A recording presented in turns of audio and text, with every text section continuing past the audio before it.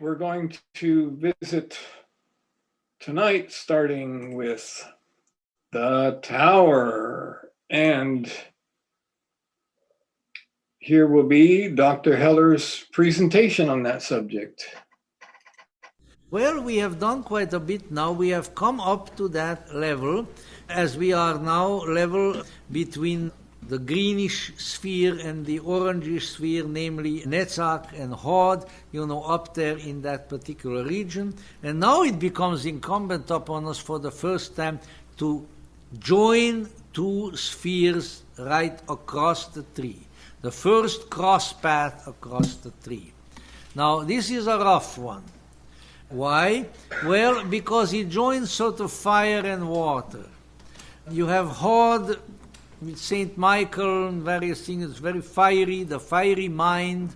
And on the other hand, you have the watery, feeling-toned imagination, the emotional sphere of Netzach. So you are bringing these two together, and that is apt to be rough. When you mix fire and water, you get steam and explosion and a lot of hissing and all kinds of things of that sort. Or when you have up in the sky, you have the fire of electricity and you have the water in the clouds. And what do you get? You get lightning, And lightning is a very impressive phenomenon. And therefore, what we have here, however, is not just a lightning, but we have a card, the lightning-struck tower, also called in the old French, le Maison de Dieu, and there is a certain reason for that, the house of God. So it is the 16th arcanum, the tower. The Hebrew letter is Peh, P-E-H, which means the mouth, the organ of speech, of course, which also has to do, I think, with the mouth as the mischief maker. I mean, when we open up our mouth, we cause mischief. I think I probably has caused more mischief with my mouth than with anything else. That's how I became a lecturer. I figured they might as well make a profession out of it, Astrological attribution to this path is Mars. It's very, very fiery. And it's a strange, strange card. It's dark and black in the background, and lightning is striking a tall tower and sort of cuts off the top of the tower. And from the tower itself, there are people who are falling. There is a crown usually on top of the tower that is shown. Whereas one of the people who is falling has a crown also. And there are fiery yards also, sparks falling from above. So it's pretty rough. And incidentally, I think this is the first tarot card as such, tarot image that I've ever seen in my life. Because I was looking at a book about the French Revolution that my father had, and in it this card was depicted in the old Marseille deck form, I think, and apparently the Jacobin Club, the revolutionaries, had this card, and when the revolution was about to start, they walked around and they showed the card to each other. So it's starting, the explosion, the downfall, the destruction of the existing regime. Not really one of my favorite ideas, but it's an awesome card. And so that comes up in the divination, and so you got to watch out. I mean, it doesn't mean everything is going to be destroyed, but there can be fire and certainly shaking up and destruction, accidents, things of that sort. This is sort of the first hazardous thing when you try to join the opposites. But you are not really in touch with the higher spiritual worlds yet, and therefore when in that condition you are trying to join the opposites, it's going to cause some explosions. You have to live through it. This is the kind of thing that you have here with the tower. That this is, of course, also the place, because these energies are coming together, that various factors in our lives which are not viable from a spiritual point of view, which we can't carry with us higher up, now are going to be destroyed. It's necessary, it has to be done. We can't take all the baggage that we have with us to heaven. If everybody took his baggage to the heaven world of higher consciousness, it would get so heavy heaven would collapse. there are some things that have to be left behind. They may have been okay for a while, but they don't belong into the realm of consciousness into which we are moving. And this has much to do with this particular card. So I was trying to kind of invoke a certain joy over this destruction, the destruction of the things inside of us that need to be destroyed, because we should rejoice over that. And it's a lot better if they go in a lightning flash than then we have to slowly tear ourselves away from them. So that is a very tricky but very important experience.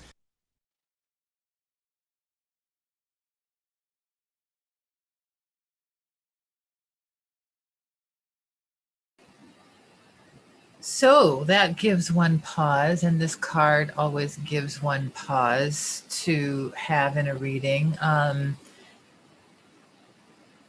I think we saw something else where it was the Hanged Man, I think, and we were talking about when you're being cast out or when you're being shunned or something, which could also be an interpretation of this card, that somehow in the Hanged Man there was more safety because there was something that you were attached to, whereas in this one you're just cast aside from all the things which have heretofore given you safety. And in terms of it being a high white tower, this could represent the job. It could represent your belief structure, more importantly, mostly the towers that we create in our own minds. So the structures of our own beliefs. The crown reference to Keter, I'm sure, has to be there in the shape of the lightning bolt, which is the shape of the arrow as it comes down through the tree of life is very specifically represented there. And into then Malkuth. And so where it would be striking is into Malkuth, which is the tower, which is the thing that must come apart. And so when it comes up in the, let's say, as the summary card of a reading, then probably things are in the process of really changing. Could be that you have changed your job and your accustomed way of doing things. You've been fired from a job. Maybe the relationship has shifted considerably, or you're leaving, or you're being left, or some kind of economic thing, something that rocks the thing that you feel safe in. And whatever it is that you feel safe in, this is the thing that's getting rocked. And so that's, if it were then advising against this and you were considering making a big move, then it might say, hang on, must you throw the baby out with the bathwater? Must you destroy everything to make this move? Perhaps what you're considering is it's too much and causes too much havoc, and it's just unnecessary it's just out of proportion perhaps for what might need to be happen. Like you're using a hammer for something that just requires a soft touch. If it were advising for this, then I think it's high time that you really just tear off the Band-Aid, to use another metaphor that Dr. Heller was kind of alluding to. Don't linger in the pain, just make the change, change the circumstances. This goes, I think, Jeriel, you were talking last week about how we are often, we exaggerate how much of a trap we are in. And so we hesitate to get out of the trap. And so this is to just take away whatever circumstance creates the trap, and it will change. And so, and that might just be a mutual agreement. Or something along those lines. And so, or it's a conversation that has to be had, or it's a reality that must be faced, something like that. Lana, might I hand off to you? Let me put you on the second spot here. Thank you. You know, whenever I see this card, I feel a little bit worried. You know, I've just been reading Thunberg, and you know, he goes on about the Tower of Babel, and you know, how humanity got itself in trouble trying to get, you know, the power and close to God, or have the same power as God had, and you know, it wasn't very, you know, comforting. And I recently had this card and come up in my reading as in the distant future. So, and I also remember when this card came in the final outcome on reading that Dr. Holler did in January of 2016. So it's kind of warning. Beware, you know.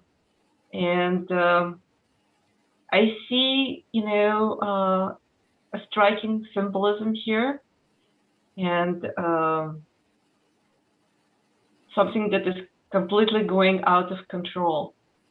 I think when it happens, when you see this card, you know that something is going to change no matter what, or the change that you'll be pushed to make.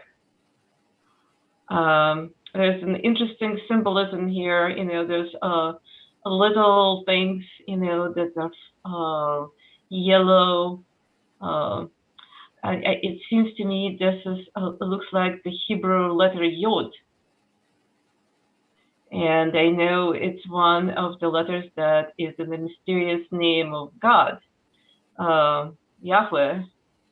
And so it's the change that will happen.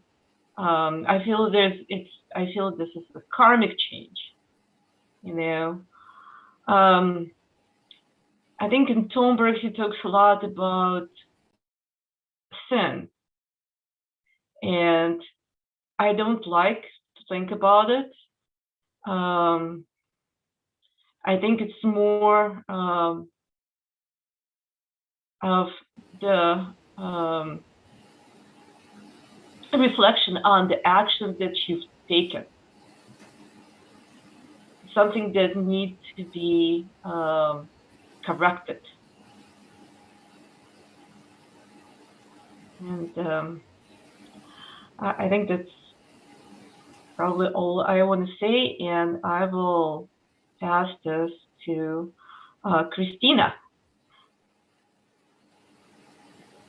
I pretty much, it's pretty much what you guys have said.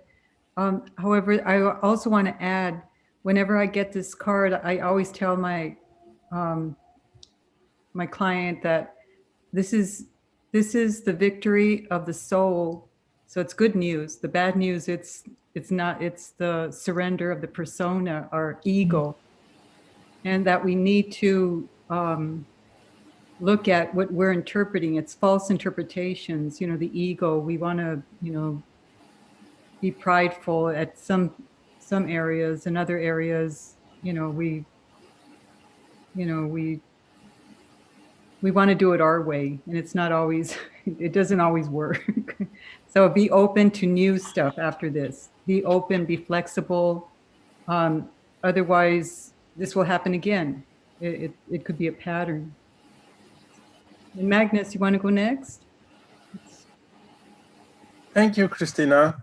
I think this is, as we have already talked about, change, but I think it is change that is worldly. It's not spiritual change, but it will lead to spiritual change. And it's interesting looking at it pathwise also, because it crosses the temperance path. And that is the spiritual change that we talked about some sessions ago. And I think this is the beginning of a change process that is already been said, that will lead to the spiritual change, because it is crossing that path on the tree. And the jods are interesting because that is also the letter for fire. And there are 22 jods in this card, which is written in the Wang book. And it is the 22 path of the tree. And the 22 path of the tree is the way you change, you're ascending. And if you take the middle pillar for the ascending, you will cross immediately over the temperance path. So that change is very big and difficult, actually. And if you go the other way, which is the arrow is the other way of the arrow, then you will get another type of change, but that change is also difficult, but it won't be as spiritual than the change if you go right up the middle pillar. And what I also look at in this card, it's all the ice on the mountain that the tower is positioned, because there are few cards there are ice in, but the Fool has it and the Hermit has it. And it's quite interesting to ponder about that, because they also have some type of change in them. But the Fool, you have the ice in the mountain, and in the Hermit, you have the Fool on the you have the ice on the ground, and he is standing on the ice. So it's interesting, because the ice is a symbol for some coldness or something. And here the whole change is based on the ice. And I think of Titanic when I see it, because that is an example of a sudden and unwanted and unweighted change. So it's a change, this could be a change that you aren't prepared for. Or it could be, as Alison also said, it could be a change that you do it too big.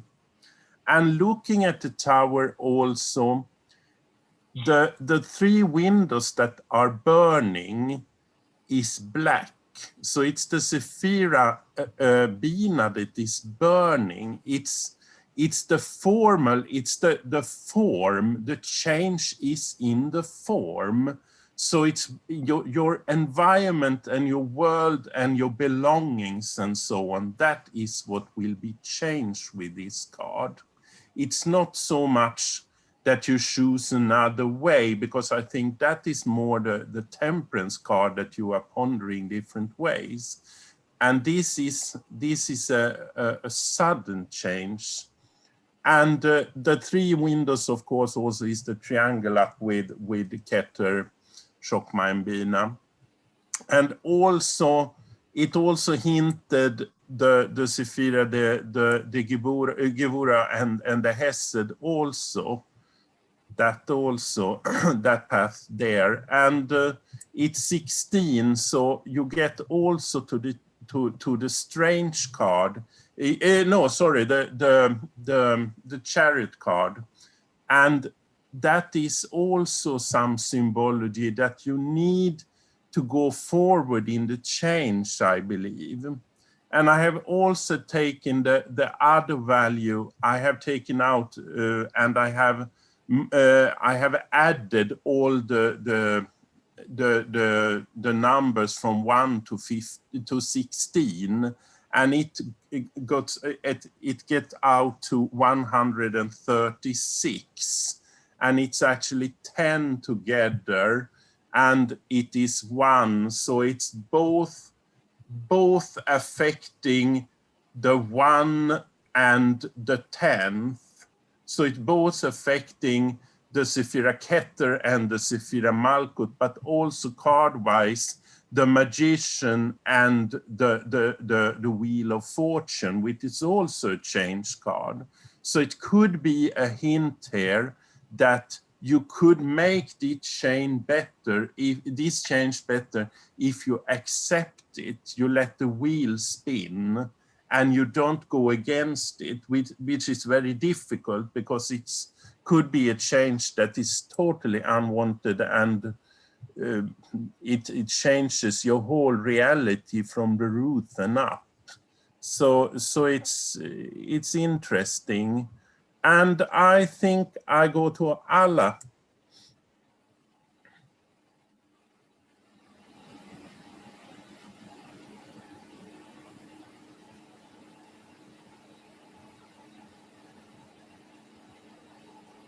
Thank you, Magnus.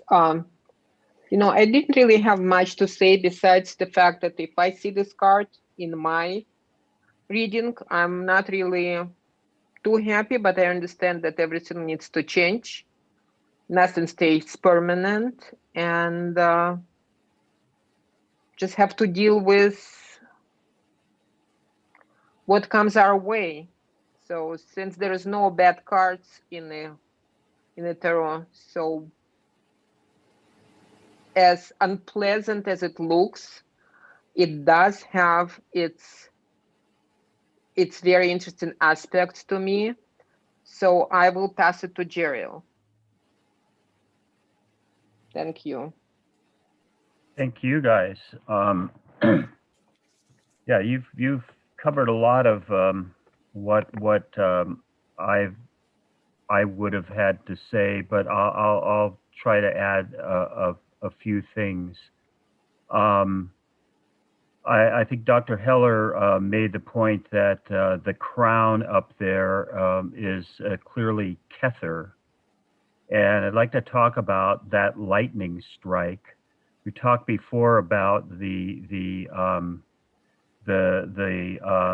path of the lightning strike, which is also sometimes called the path of the flaming sword, and it goes down through all of the 10 Sephiroth, and it represents the divine energy and inspiration, starting at the crown, going through all of the Sephiroth and ending up in Malkuth down at the bottom.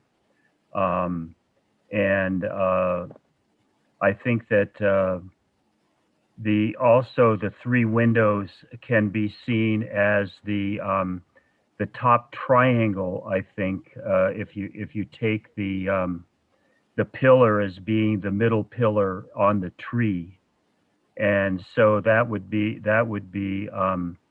Kether, Bina, and Hakma, and that's in the four worlds.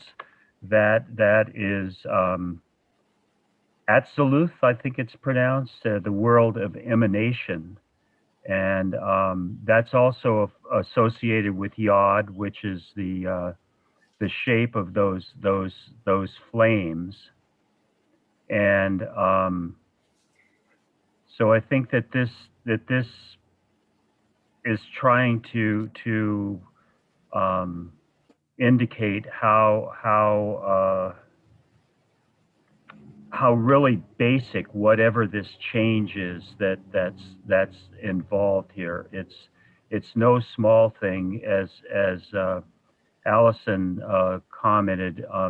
This could be your whole value system that's being called into question. Another thing that the 10 on the right, the 10 yods, could represent all of the 10 Sephiroth on the tree. The 12 on the other side, we've talked about all of the 12s that there are in the world, signs of the zodiac and months of the year and all of those kind of things. So there's a real invocation of comprehensive, basic kind of thing. Also, as Dr. Heller talked about, that this the Hebrew word meaning the mouth, and so thinking of speech really does add to the correlation between this, and a lot of commenters have something to say about this as related to the biblical story of the Tower of Babel, and that story is all about hubris, that the humans were thought that they could build something all the way to the heavens, and to kind of put them in their place. God causes them all to speak different languages, so they can't understand each other and can't cooperate. At least one of the commentators that I read that were talking about this particular legend have it that the falling figure on the right-hand side of the card is Nebuchadnezzar, and the other card is his vizier.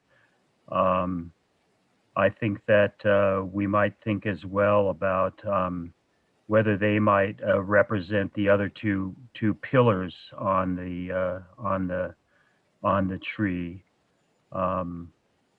But I think that we have gotten to the basic thing here is that something that you've been relying on is going to turn upside down, whether it's relationships or your occupation or your expectations or whatever. And it's like many of these change cards that we've seen, even taken like death. Things have to die for the cycle of life to work. The very cells in our body are constantly dying and being replaced, and we go through all of the stages of our life, and the person we are metaphorically dies to give birth to the person that we come through the stages of life. So this is a very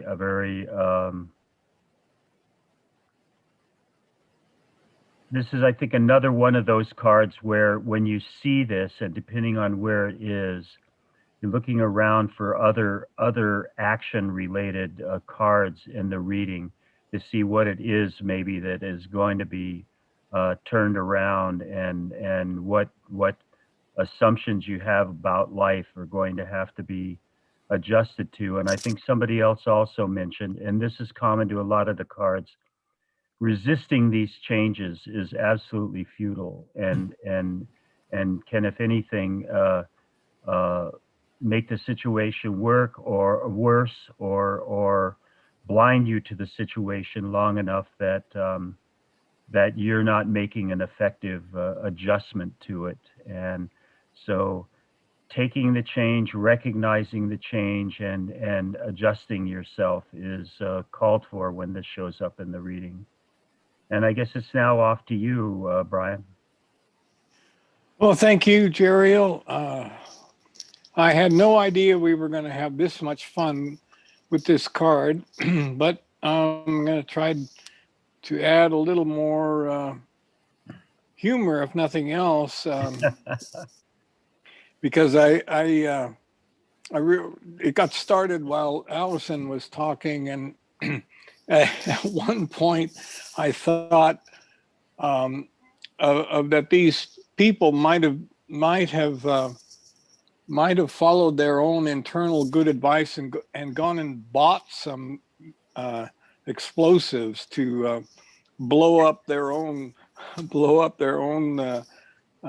situation, blowing up their own tower. And so I got a little bit of a kick out of that. There are times when we do need to go and purchase the explosives to destroy that which we've built up, which we know needs to go. And certainly I'm not as happy to see it if it means that one of the brown derbies has exploded and burned down, or something like that. But okay, note to self, BC, edit out this time reference. I can't help but The Brown Derby burned down? Oh, they've all burned down, haven't they? Anyway.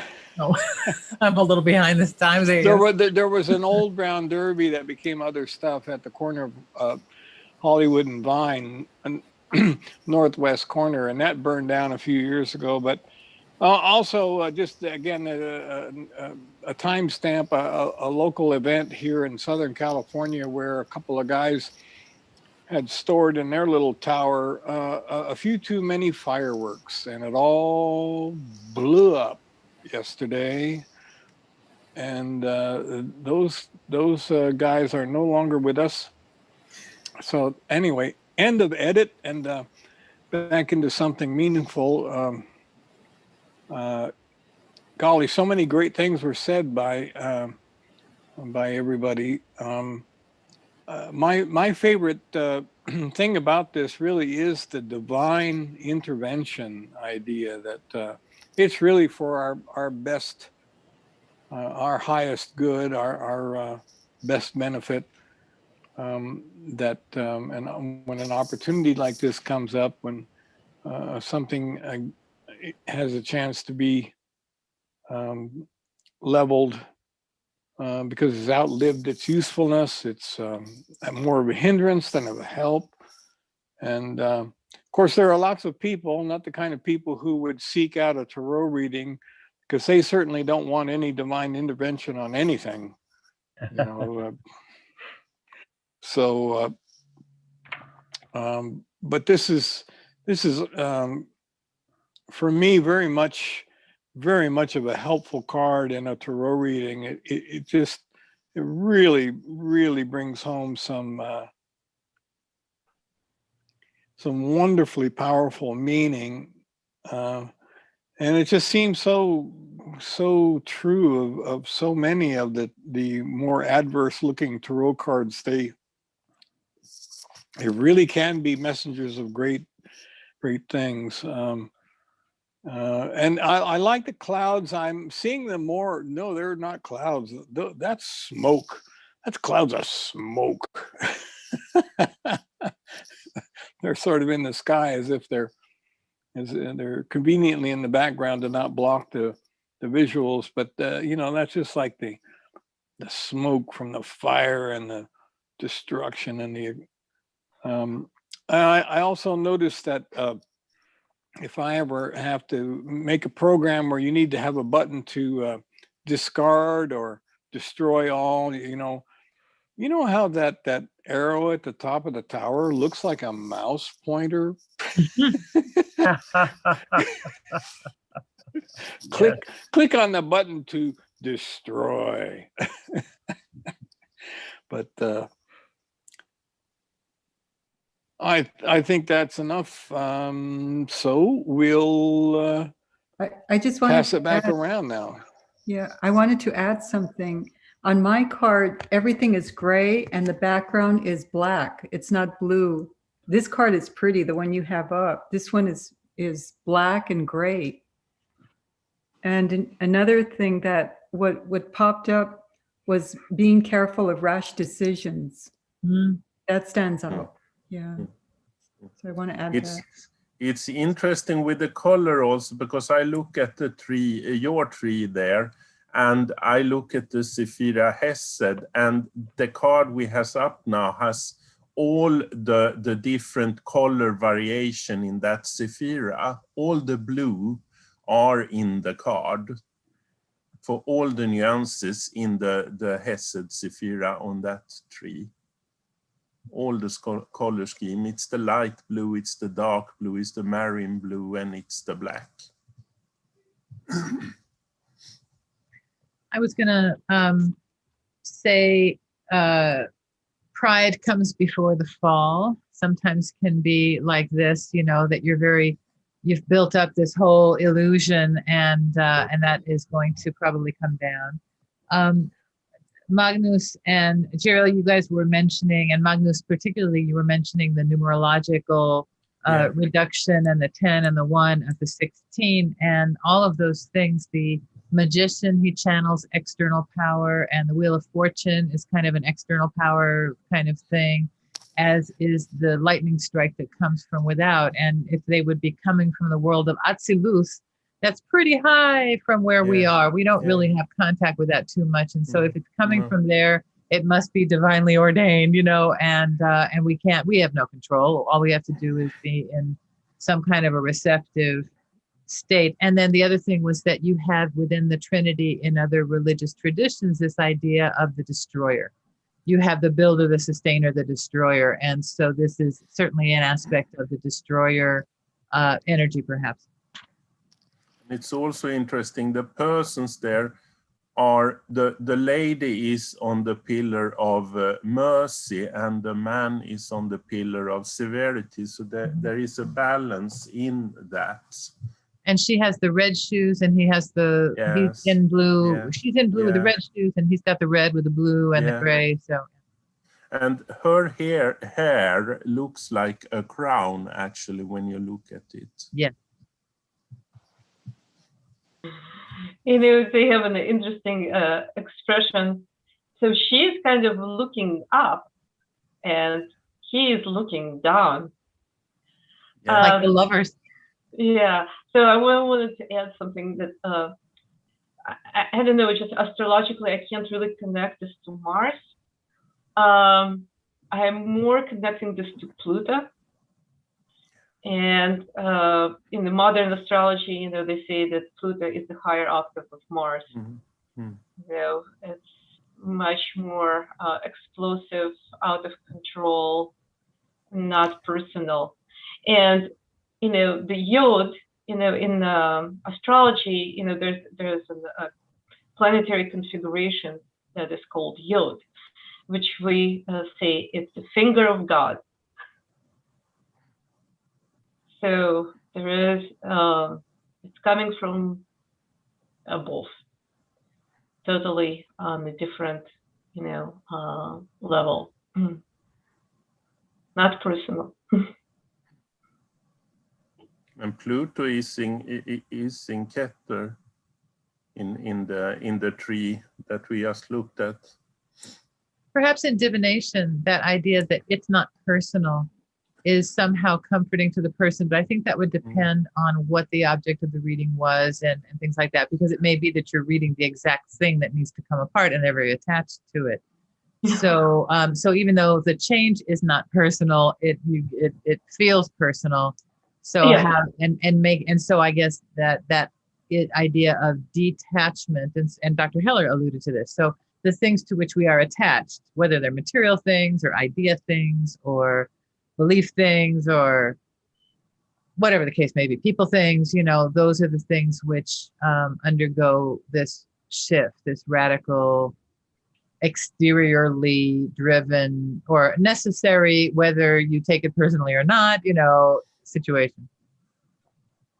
And the number, again, if you are looking at the number on the card, it's the Roman numeral 10 and the normal Roman numeral 5 and 1. So you have the Wheel of Fortune again, but you also have the Emperor, and then you have the Magician.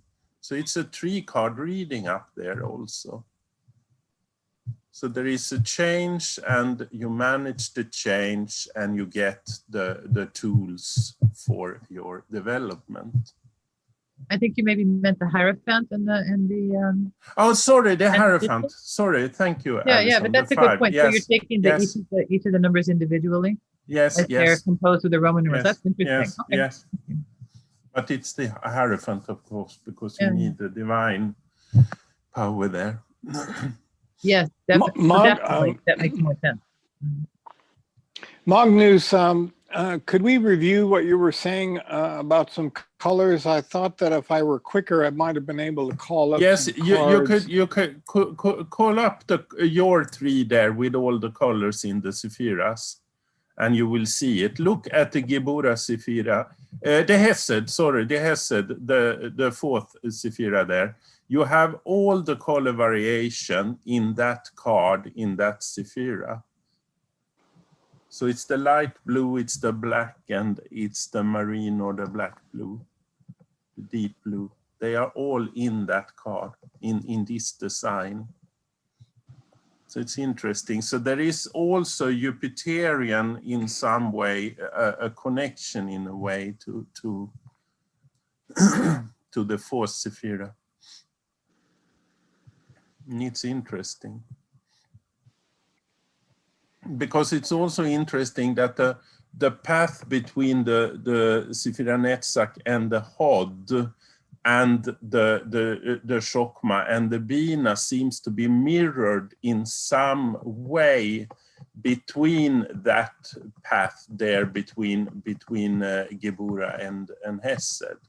So the horizontal path has some balance if you are making, if you compare them to each other in the development, I think. So you're looking at the tower and strength and yes, Emperor? yes, I do. but I also look at the Empress and the Strange and the Tower. Yes, the horizontals, and then also the Temperance, of course, that is crossing it. And I also have been looking at the Tiferet, the Yesod, and the Hod and the Netzach, because that is the balance for that path, I believe, all those Sephiras, because you get a total balance Devil. there. And the tower, the three big hits of the tarot Yes. deck. That's the tower, the devil and the tower. That's crazy. Yes, yes. And those four Sephiras also make the square, the square there. And that is the balance for that path, I believe, if you're looking at it tree-wise. So it could be a hint if you are meeting this change that you should look inside, you should look up, you should look at the art in the world, and you should look at your thoughts. And there you can manage the situation probably, and also then the Temperance there to balance in a bigger sense. That's a lot of plates to keep spinning, a lot of Sephira spinning. Yes, yes. But it's interesting to look at the tree in connection with what is hinted in the card, because the tree tells so much if you are looking at it.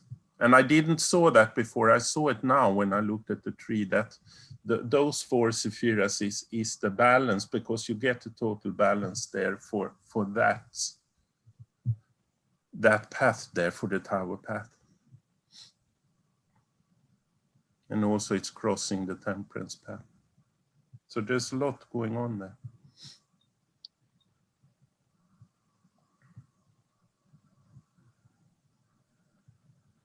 A lot going on.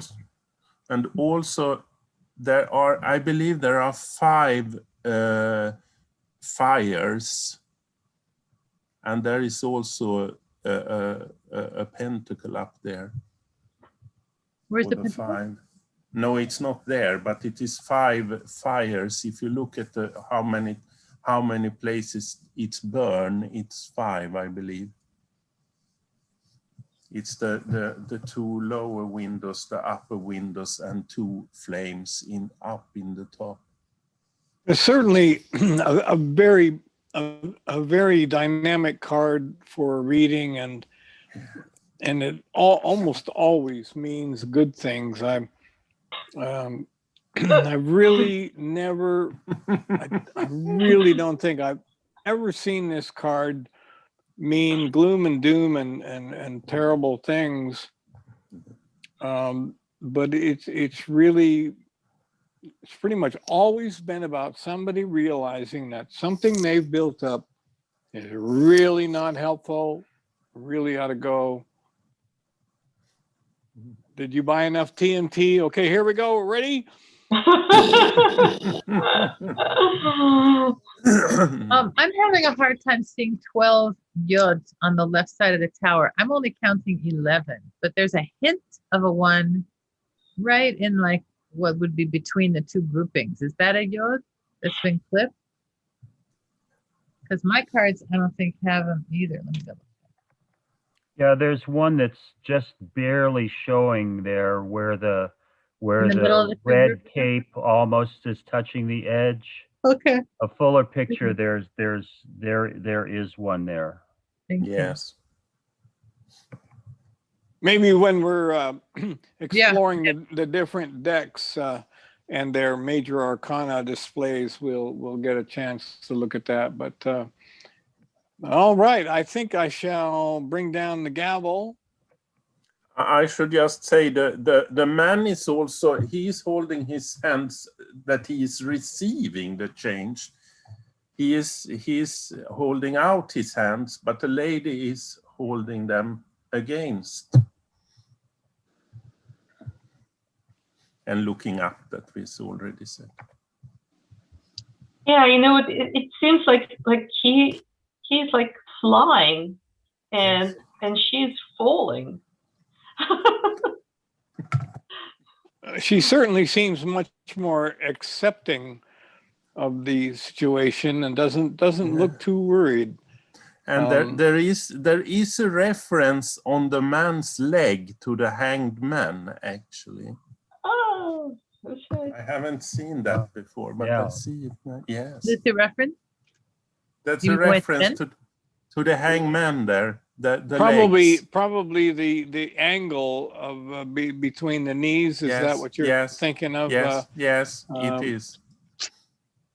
And okay, guys, I'm going to shut this one down and reset the tableau and go on to our next extravaganza for the night. And I'm sure going to need more understanding for this card than so I'm really looking forward to this and looking forward to the difference between this and temperance. And with that, I shall set the stage, mute everybody, unmute myself, and so that I can welcome Dr. Heller to speak on the card of the star. Now we will reach out toward Netzach on the base of the Pillar of Mercy where the green-colored sphere is. And what is that? The sphere of Netzach has to do with the emotionally charged imagination. And as we are moving there, our card is that of the 17th Arcanum, the star. And it is also known as the 28th path on the Tree of Life. And it links that center of energy in Yesod, that instinctual, that bodily energy, with the imagination. Its Hebrew letter is tzadi, which means a fish hook, that which draws out of the water. The astrological sign is that of Aquarius, with the water. And we have a starry sky, really, with 7 stars, and 8-pointed stars, the stars of the Ogdoad, one larger one, and actually we have 8 stars in each having 8 rays. And on the ground, with 1 foot lowered into the water or onto the water with the other on the green grass, is an unclad female figure with 2 pitchers, pouring out water. In the one hand she pours it into the water, and the other pitcher she pours on to the dry land. And so what we have here is, again, it's the linkage of energy, the energy of mind, the energy of consciousness as related to the energy of the body, with what? With the creative imagination, with the emotionally charged imagination in Netzach. And in this fashion, what happens is guidance comes to us, subtle guidance. The star is the star of Bethlehem that leads the wise men to the cradle of the Christ child. It's a star. They don't hear a voice, they don't get a letter, they see a star and they follow the star. And it is that shining star of guidance which shows us the way and leads us to the right things. She pours the nourishing waters both on the unconscious water, the lake, and onto the conscious part. It has to do with the awareness of the indwelling light deeply within us. To see the star it's a very good symbol. It's not the same kind. You see, we went through 3 luminaries. The moon has its particular light, but it's quite definite and it's quite big. The sun, of course, has its own very particular qualities, but the star is a little different. But the issue is, you have to look at it, you have to see it, and you have to allow it, in this case, to guide you. So it's a little light that guides you. But that little light will bring you to the right place. And that little light is the little light inside of you. It's the spark of the divine. It's not the great big blazing light of divine revelation or great archetypes in the unconscious like the moon. The still small voice, the little light, and you got to look at it, because it's there. and then it will move and show you where to go.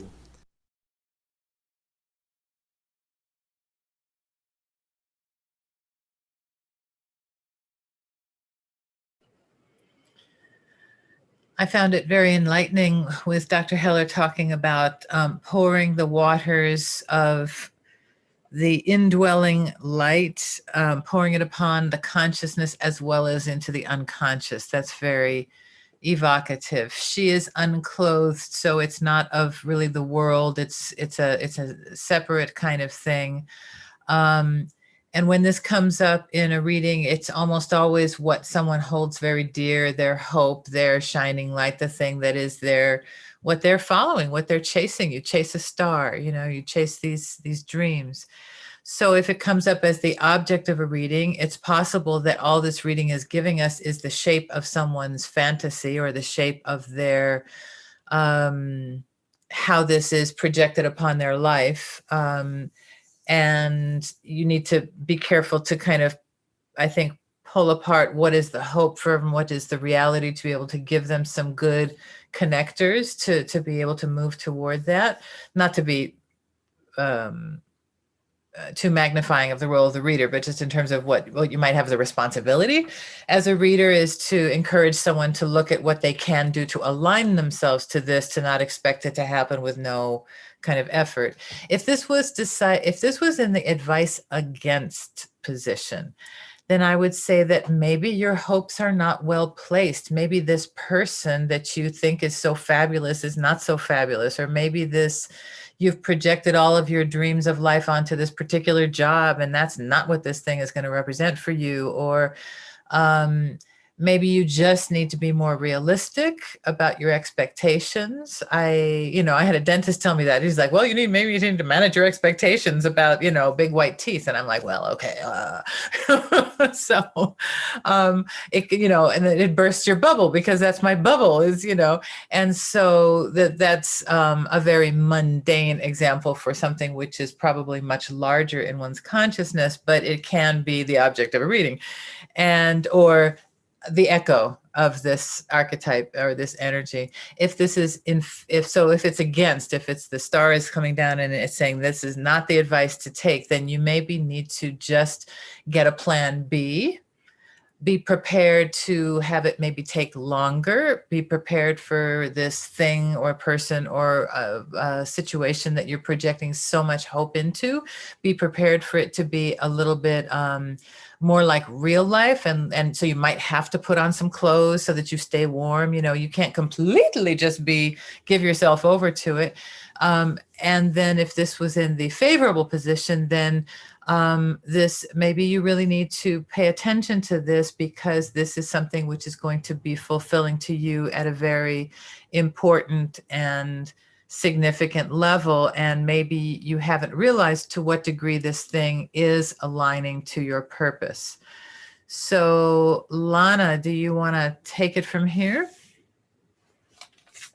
Well, thank you, Alison. When I look at this card, and especially after a tower, it's a good sequence to a tower, because, I see tower as the dark night of the soul, and so as we continue to be in the darkness, and because you can only see stars at night, you can't see them in the daytime, maybe it's the light at the end of the tunnel, and one thing that really comes to my mind, make a wish upon a star. Hope, and getting out of a really, difficult situation, finding your way around, as Dr. Fuller said, creative imagination, to me, this is all about, fantasy, hope, not so much down to earth. It's more really about projection. And I don't know, I find this card very soothing. And perhaps this is all I want to say, and I will pass this to Magnus. Thank you, Lana. I have already found this a difficult card to read because it's as you already have said, Lana, it's so soothing. But it is deep, and it has to do with something that you want to achieve, and something that you should do, and something that you need to reflect, and something that you need to see both in the world and in the higher world, in the physical world and in the spiritual world. And it's a lot with hope also. And I have done the same that I did for the last card. Make the total of the numbers 1 to 17, and that will get you to 153, and that will get you to the Hermit, which it's quite great because it's a bit of the same vibration that you need to stop, you need to think, and but in the Hermit you need to go inside and find the truth inside. In this card, I think you need to find both outside and inside and combine them, because the water that is falling on the ground is going back into the well. So you need to get a reflection of those both. And it's also interesting because the water, the circle surface of the water, is also the hidden surface in the Wheel of Fortune that we talked about before, that it could both be rotating, but it also could be a picture of a drop of water that is getting out from within to out with the circles. So there are two changes in that. And here you have that again, but it is hidden here. But it is that. So I think that it has also to do that if you do this balance, and if you search both in the physical world and in the divine world, something will happen. And there will be a change, there will be something, you will get something, but it is something good that you will get. It's a realization of something. And then I've also looked at the white stars, and again we have the 4 and the 3, the 4 from the 3 or the 3 from the 4 that we have seen in so many cards. And I've also looked at, of course, the 7, the 17, the 1 plus the 7 that takes you to the strange card. So it's also, there's a lot going on. And the bird, if you read in the Wang book, he relates that to the Hermetica and the Hermetic wisdom.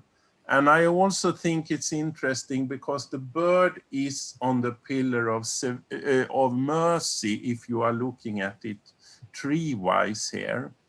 And I don't know what you say, Christina, but I have always thought of the Rosicrucian vibrations, that they are coming from the pillar of mercy, that you take them in that way. They are not the severity, they are more warm vibrations. You don't have to be so deep in, so self-critical. You have the divine there, and you have to see it, and so on and so on. And I think that is hinting that in this card also, if the bird is standing for the hermetical vibration, as Wang then is saying. And you also have the mystical mountain in the back of this card that we have seen in so many other cards also. and you have the green and the flowers there.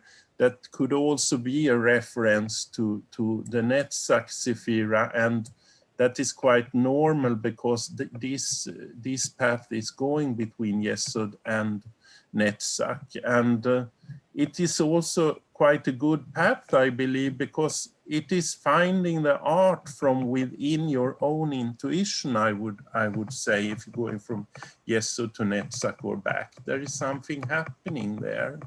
And also the meaning of the letter there, the Hebraic letter is fish hooks. So you need to hook something. You need to listen in the small voice that Dr. Heller was talking about. The answer is there, and if you are using both the physical world vibration and the divine vibration, you will find something there, I think. And I will hand over to Brother Yeriel.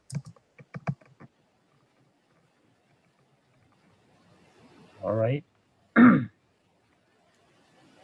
Well, I think that the significance of the card has been pretty well explained already. There are a number of things that that I think are interesting in it. The bird, which I think has been associated with ibis, which is a bird that's associated with the Egyptian god Isis, and I think that this does have something to do with love relationships, with hopes and dreams, kind of thing. You know, you starry-eyed kind of attitude.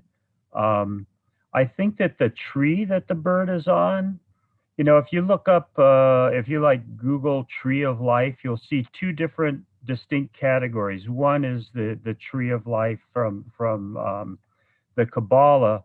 The other is a tree-shaped thing that is shaped very much like this tree that the bird is standing on. I think it's really striking the parallels with this card and the Temperance card.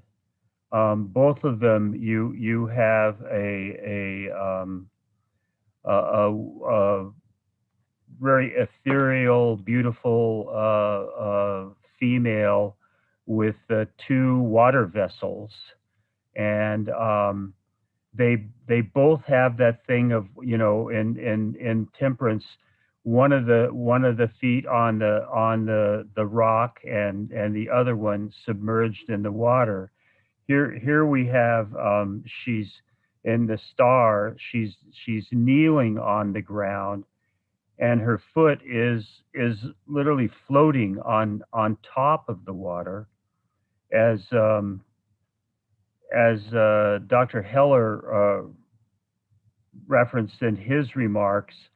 You know, the water looking at the subconscious and the ground as the conscious, and the water being poured onto both of them, which would indicate a desire for a connection between the conscious and the unconscious. Also, the water that she's pouring out on the ground is breaking forth into 5 different streams going in various directions. Of course, the Temperance card 14 reduces to 5, so that's another reference back to that card. I think when I look at the two cards, another thing I notice is that one star closest to the ground, to the mountain in the background, is positioned exactly like the mountain and the sun with the crown in it on the Temperance card.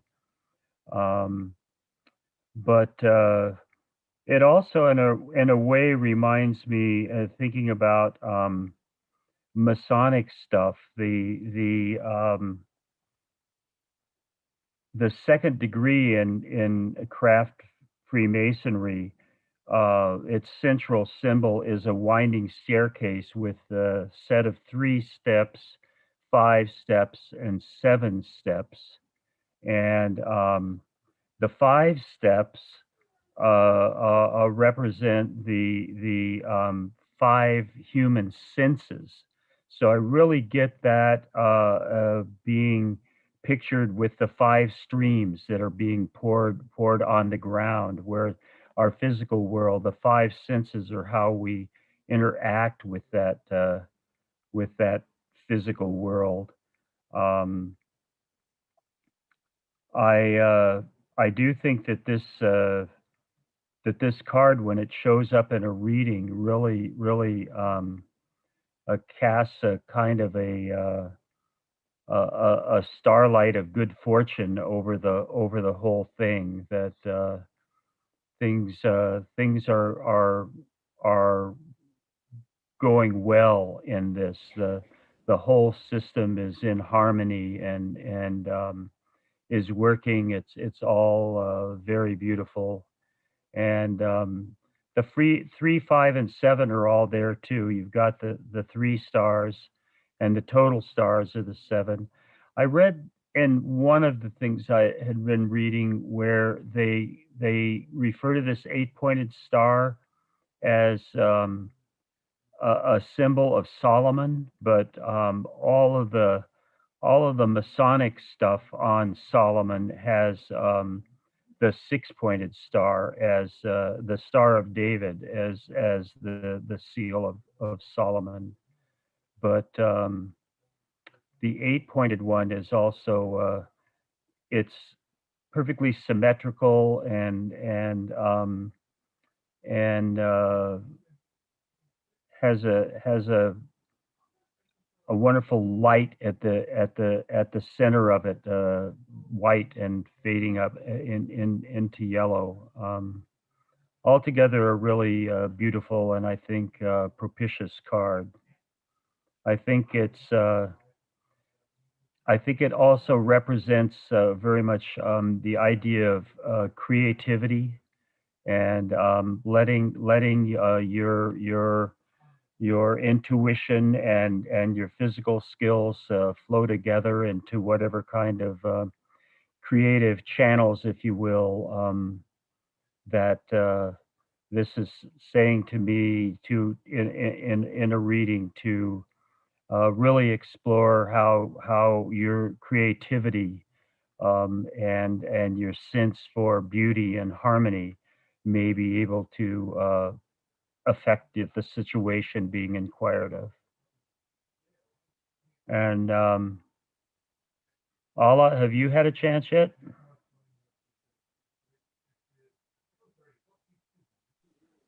Thank you, Gerald. No, I did not have a chance, but I really don't have much to add to all this explicit description of this card that I love so much. So I will pass it on Christina. If did you have a turn yet, Christina? No, I just wanted to add that, Jeriel, you mentioned the temperance. I was thinking of the temperance when I saw this card where she has her foot in the water. That means, well, I interpret that to be the subconscious, the unconscious, where in the star, she has her foot on it, balancing the subconscious. And I also have in my notes that this is the Sacral Center, the relationship of the Sacral Center and the Throat Center of Yesod and Natsak. And so it was interesting, you mentioned the creativity, procreativity and manifested creativity needs a balance of the two, of the physical and the unconscious, and how you bring those together is through balance, through,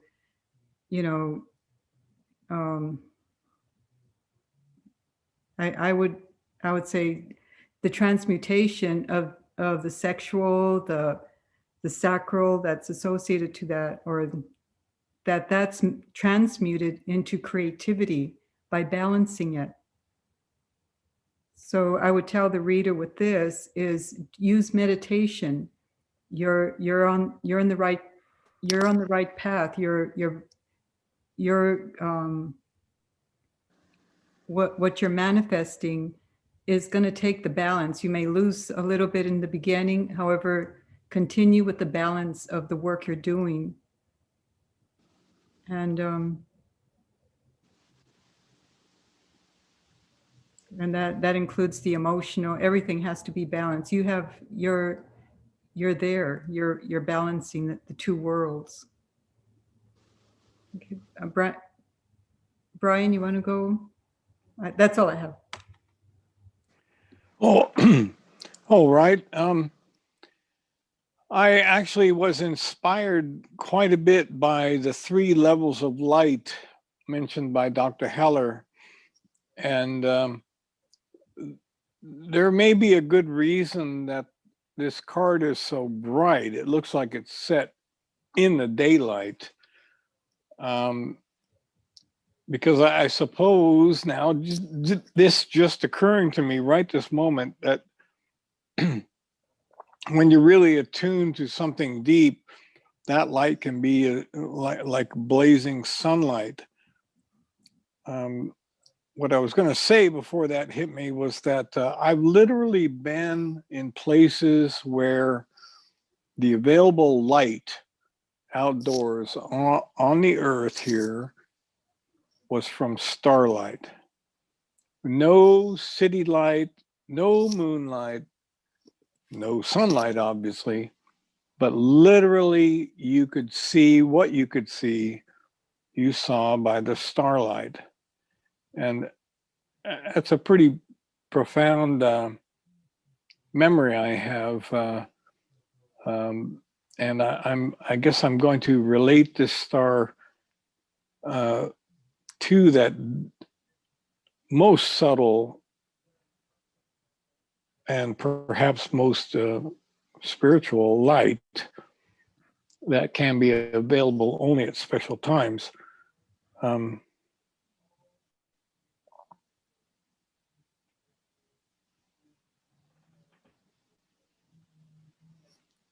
Well, I thought I had more thoughts, but they're fleeting. Certainly, I've never done well with this card in readings because it has never really seemed to have much practical only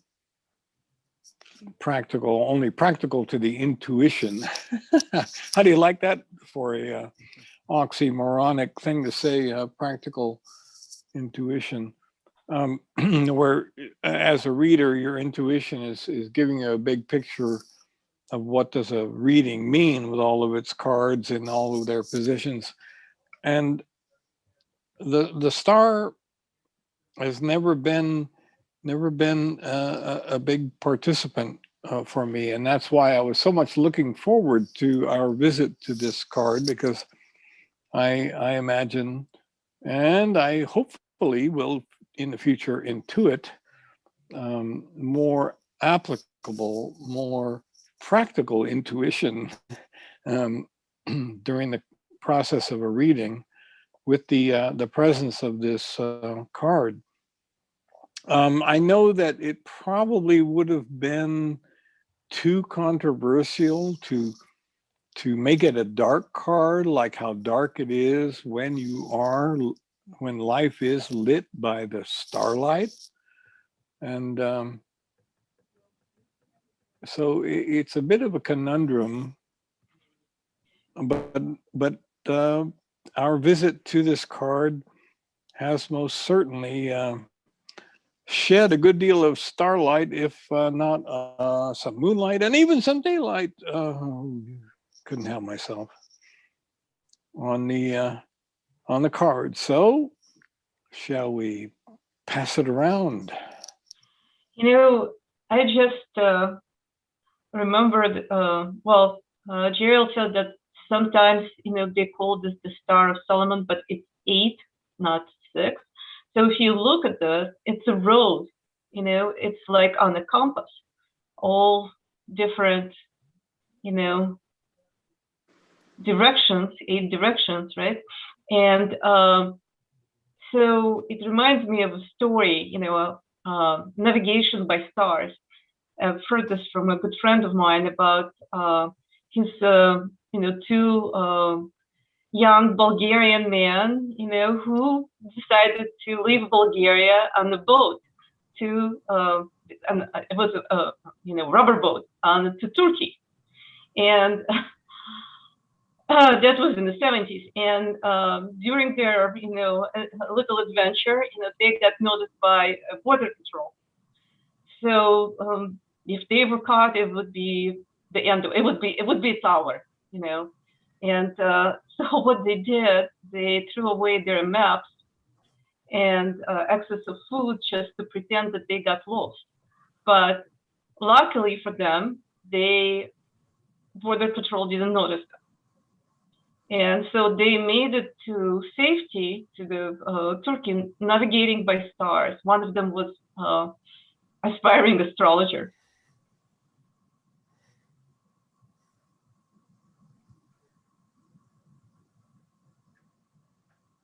I opened up this Secrets of the Waite Smith book here, and on this card, he said that that Waite elevated this star image to the Sephira Bina. She is the mother of all, the matrix, the understanding that informs all creation. The posture of the star that Coleman Smith gave her gives her the ability to stand upon the water, which also indicates the unreality of hope. And he said, while it's generally a positive card, it can be empty and even dangerous if it is not accompanied by other more dynamic cards. Otherwise, it's like having a compass in a prison. Whilst the star is shining in a reading, it provides a destination, but this must be reached by any of the other cards in the spread that show motion and activity. It is those cards that would show the activity toward that goal. And they also echo what you said, Jeriel, about the 5 senses with the 5 streams. And the flowers go back, I think, to what you were saying, Lana, that where the grace of this card is received, flowers will grow, or the beauty will grow. And so he also says that the stars here are arranged slightly like the 7 sisters, the Pleiades in the sky, but I'm not familiar with that constellation to know how close or far this arrangement is. And so the secret significance they give it is that only truth can flow together, but with all of those caveats about that this isn't the destination, it's just the direction, and you'll never get here. It's just the inspiration and the final perfection to which no one can really arrive. You can aspire, but you can't arrive. I am looking at the big star there because there is something in the middle of that star. Mm-hmm. And it looks like it could be the sphere of the world there. It could be that, or it could be something else, but there is something inside that star. I haven't seen that before.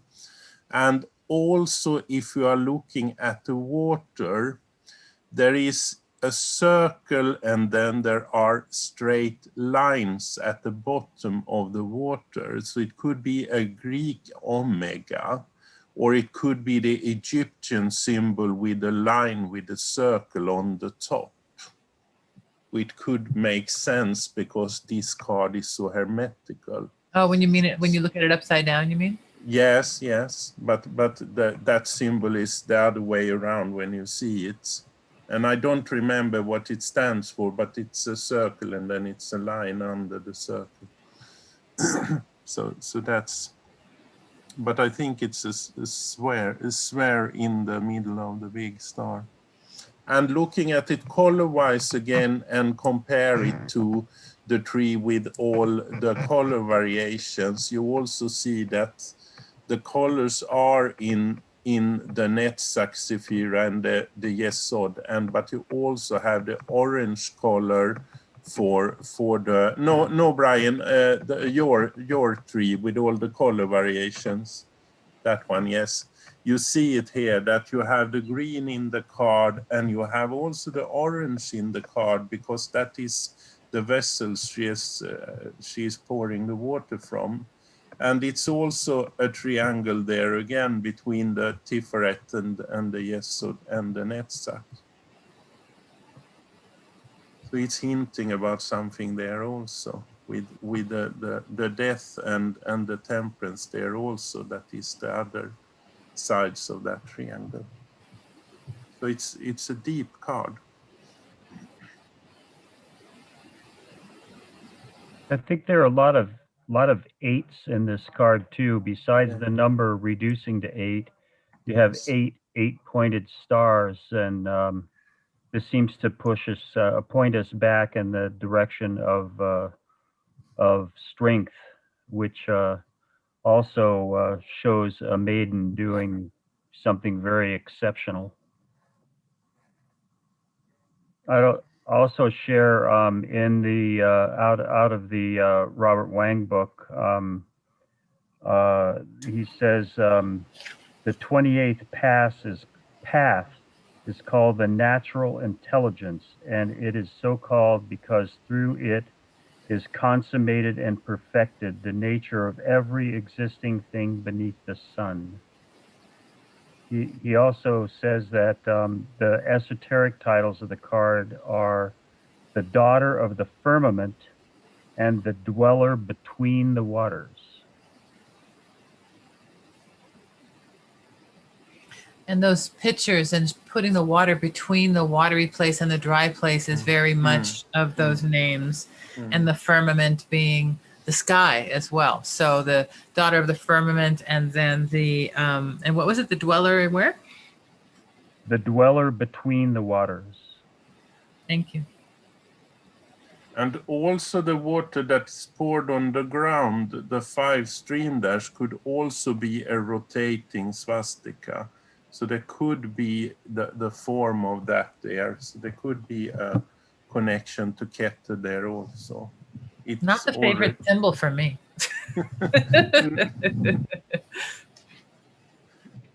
It is a good symbol from the I know. beginning, It's been co-opted so recently that I can't give it up. Yes.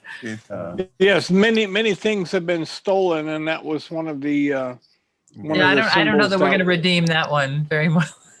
Well, but we should try, and we should make it understood that what the National Socialist political people there in Europe, what they were up to, they took an old symbol that had much meaning and dignity, and they stole it. They hijacked it like a plane, like a plane to be crashed into a tall building or something, and so yeah, stolen. And it's unfortunate that the stigma continues. There was a bookmaker who had a shop near us. Maybe you remember this, Brian. It was called Baltic. It was Baltic Light Bookstore or something. It was right where Fountain and Sunset come together. It's that little blade-shaped building there. And there was an old guy. He was like some old druid, Viking, Nordic guy with his like tunic and a big long white beard and his ponytail hair. And he was a bookbinder, and he would make these beautiful books, and they had a whole collection of wonderful articles there. But a number of the articles had the sacred spinning cross or the sacred swastika. And it's just a little hard to take as an artistic, to appreciate it artistically in these days, but he was certainly trying to redeem it himself. And I hope he's doing well wherever he is. And I remember as a child going to the house of a friend of ours who collected fabric, and she's just a historical fabric junkie, and she had a room that was just like a giant pile, and I'm looking through, and I found some fabric from India that had this emblazoned all over it, and I can tell that it was very upright, it wasn't tilted, et cetera, et cetera. I mean, it wasn't, and maybe it was clockwise versus counterclockwise, but I still was like, oh, this is interesting. She's like, yes, it's an ancient symbol of the sun, and I was like, okay, all right. But that was when I was like 8, and it was like to find that it had a different kind of origin. Anyway, enough of that. I found something interesting about Pleiades, and they were known since the Bronze Age, and they were mentioned in Babylonian star catalogs. Name Pleiades means literally star, star. And another really interesting, in Japan, the cluster is mentioned under the name Mutsusurboshi, 6 stars, which is also translates as Subaru, or probably in Japanese Subaru. Oh, yeah. So if you look at the car, there's 6 stars.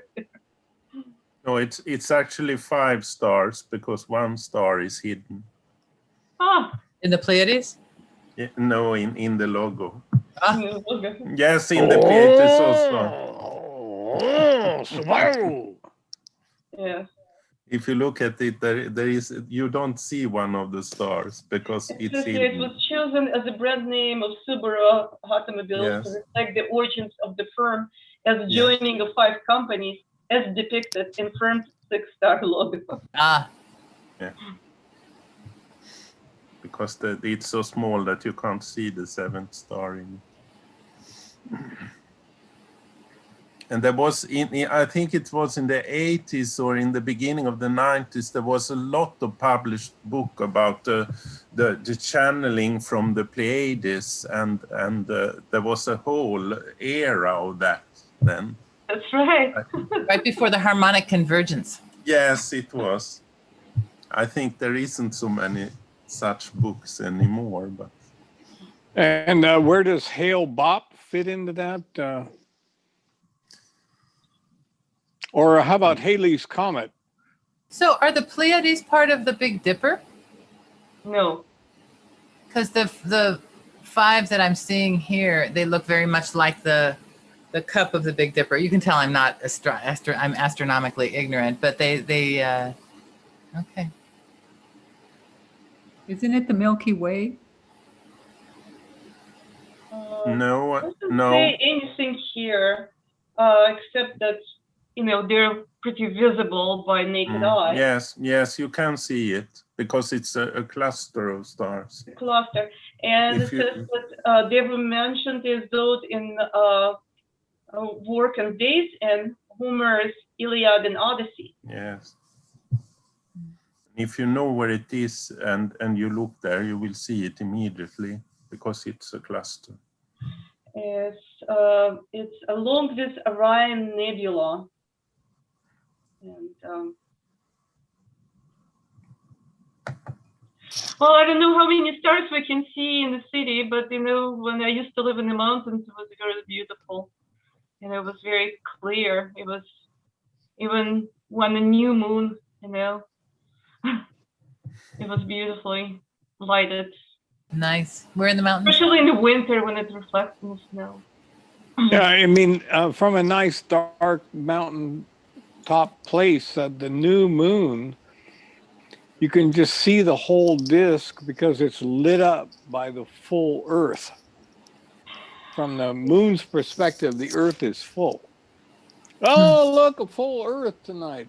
Wow. Say the moon men, and literally that light gets back to Earth, where you can see that the moon is the whole dark side of a teeny itty bitty sliver of a new moon.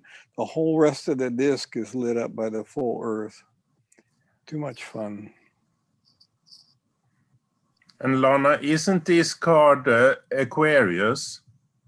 Yes, that's what she said. It's very similar to the sign of Aquarius. Yes, and then it's air, so it's that fussy that it is solding, but you can't get hold of it really.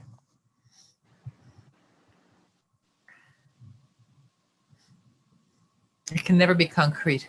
No. Count your lucky stars.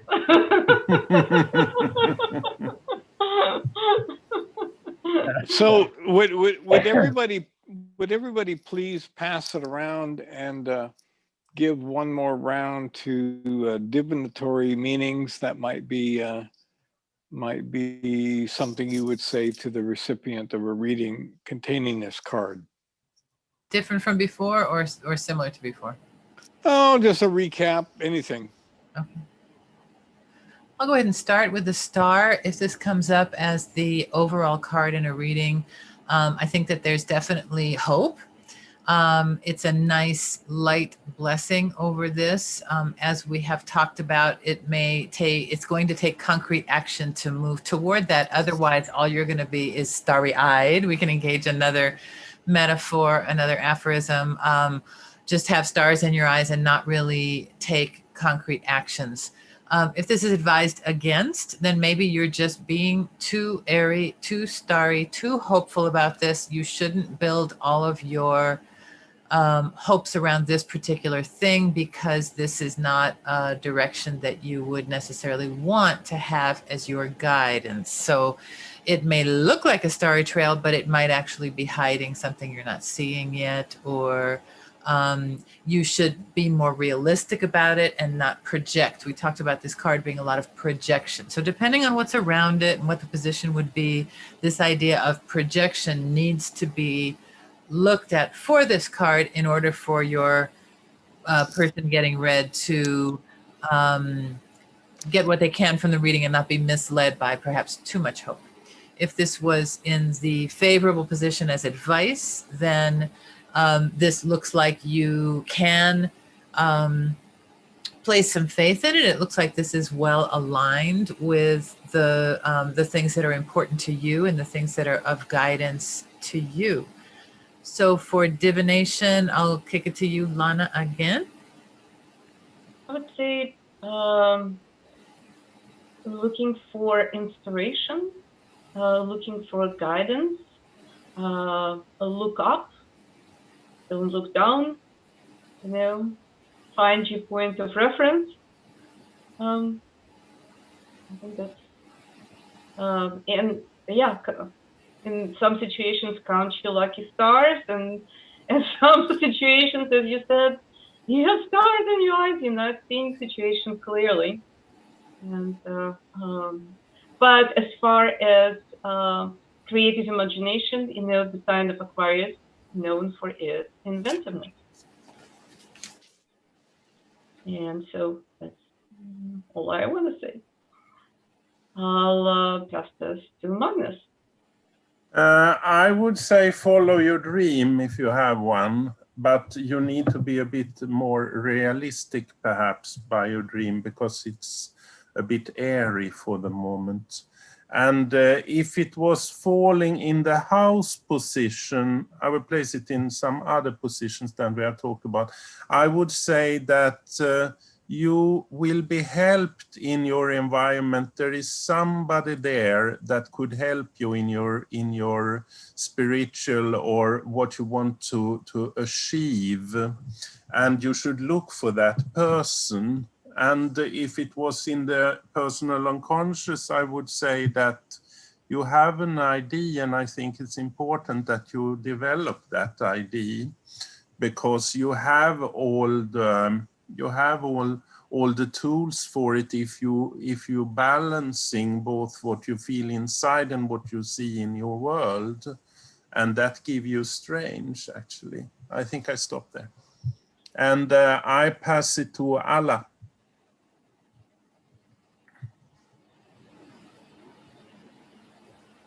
Thank you, Magnus. For me, this card has a healing effect and kind of calming effect. I see,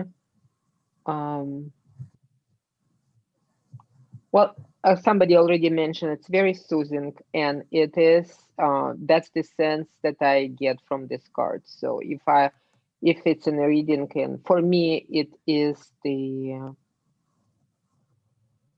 card of peaceful, healing, and maybe inspiration, because there are so many stars. So I would say the inspiration card.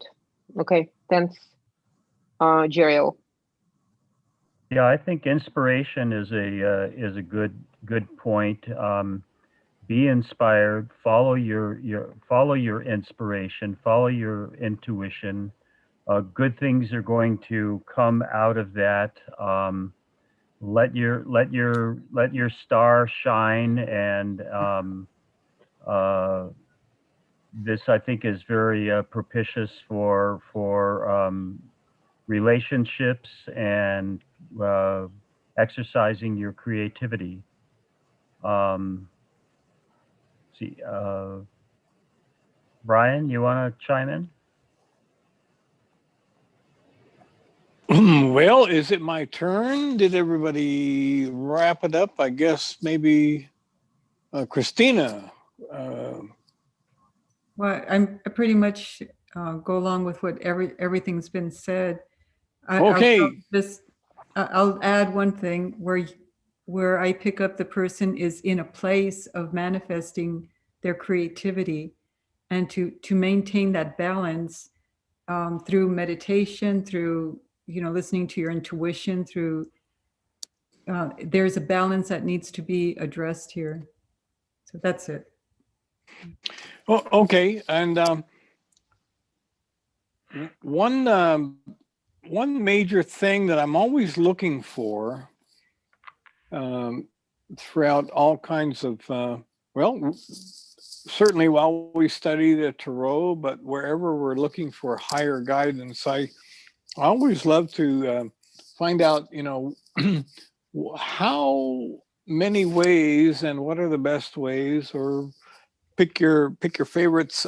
How many ways are there to address and recognize that there is something that is both in our corner, like in the ring of a boxing match. Not that I like boxing at all, but there is someone in your corner spiritually.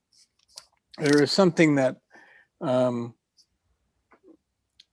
is most happy to take any opportunity to offer advice that will be useful to you throughout the spectrum, from highest spiritual to whether or not you should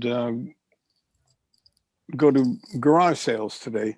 I mean, the entire spectrum. There seems to be guidance available from Tarot, and so I always have my ears pricked up with this one, because I thought I heard that the guidance thing, and it's guidance that comes through in any successful intuition based reading that someone might give to another person. That highest interest, may only that which is in our highest interest come forward now. A phrase that is very useful when beginning a divinatory process. But so, I had been, and I started this evening, I actually asked,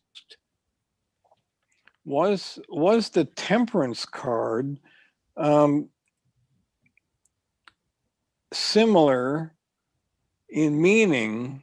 Because I was thinking when we dealt with the Temperance card, I was thinking that maybe that is a good symbol for the guidance that comes to us through the intuition of a reader for a readee. And I asked about these two cards, Temperance and the Star, wondering if what's the difference. And so I'm still unsure, which means my intuition will just have to deal with it. Just deal with it, intuition. Okay, deal. You have a deal. And that wraps it up. Any responses to any of that? Anybody? Well, Brian, one is dressed, another one is undressed. That's the obvious difference. One looks like human and the other looks like an angel. Angel. Yeah, one has wings, another one does not. One.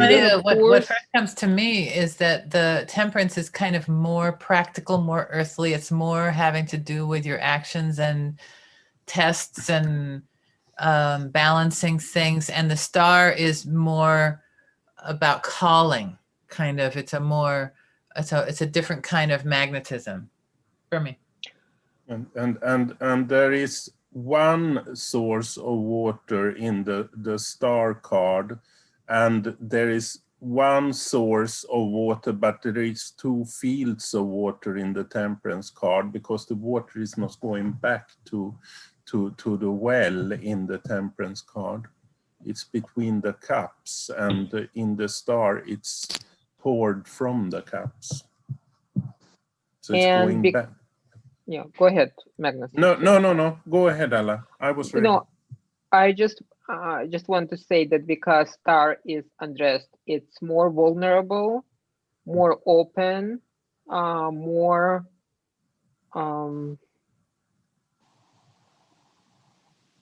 I would say even more sincere in this, because she is just completely open to the world. And she is, again, vulnerability and sincerity is also in this card. So if you are asking for, or you invoking our intuition, Brian, so that's what I see. And along that line, the water in the temperance card is very controlled, whereas the water in the star is being poured out and allowed to flow freely into the world.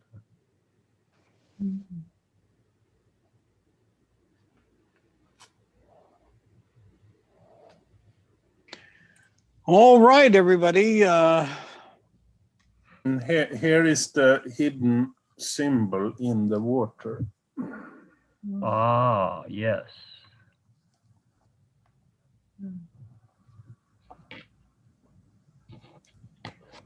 The ring of the Green Hornet. Yeah. Or the top of the ankh also, it could be. Mm-hmm.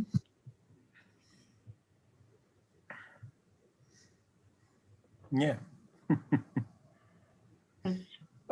Stick around for a moment. First, I'm going to pay our sponsors.